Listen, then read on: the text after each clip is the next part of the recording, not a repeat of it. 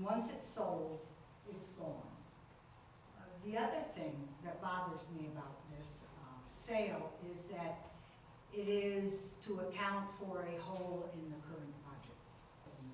I think the council needs to ask the mayor to bring them a budget that isn't filled by selling assets that the city may use for really legitimate public purposes. Thank you, Mr. Chairman. We all know why we're here. And this land would not be up for discussion if we didn't have a budget shortfall.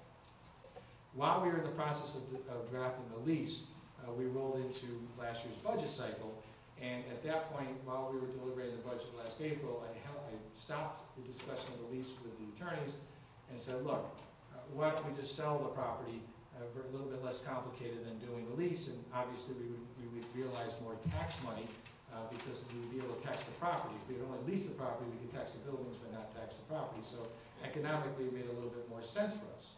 We then assumed that revenue in the budget for this year as a way in which to keep the mill rate down for our residents in a very difficult, trying economic time. And I'm going to tell you right now, we're already working on the budget. Mr. St. Hilaire is sitting here for this year. We will not have a grown grand list for you to look at in April.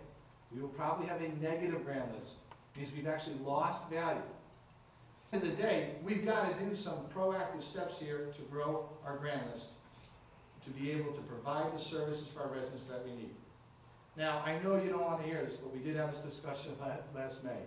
And if we don't approve this sale, Mr. St. Hilaire and I are going to have to sit down and develop some kind of plan to close a $3 million gap in this year's budget. Now, you can probably figure out, and I'm not saying this to push you to do the sale. This is the last reason you should think about. This would be good for Danbury. And I think it is. But that's going to be catastrophic trying to get to July 1. I don't know where we're going to find it. The only place we have that kind of money is in staff. So we're going to have to look at staffing, and we very well could put people on the street. We don't want to do that. It's not a good thing. And it's something that would be a last resort. But I just don't see where we'd be. We don't want to do that. It's not a good thing.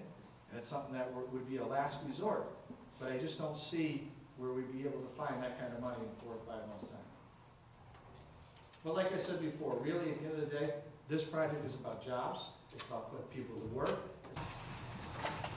Your Honor, due to the amount of public speaking and questions that were raised here tonight, I know myself I'd like to have a little more time on this item. So at this time, I would like to make a motion to table, lay on the table item number 2 until the March 6th meeting.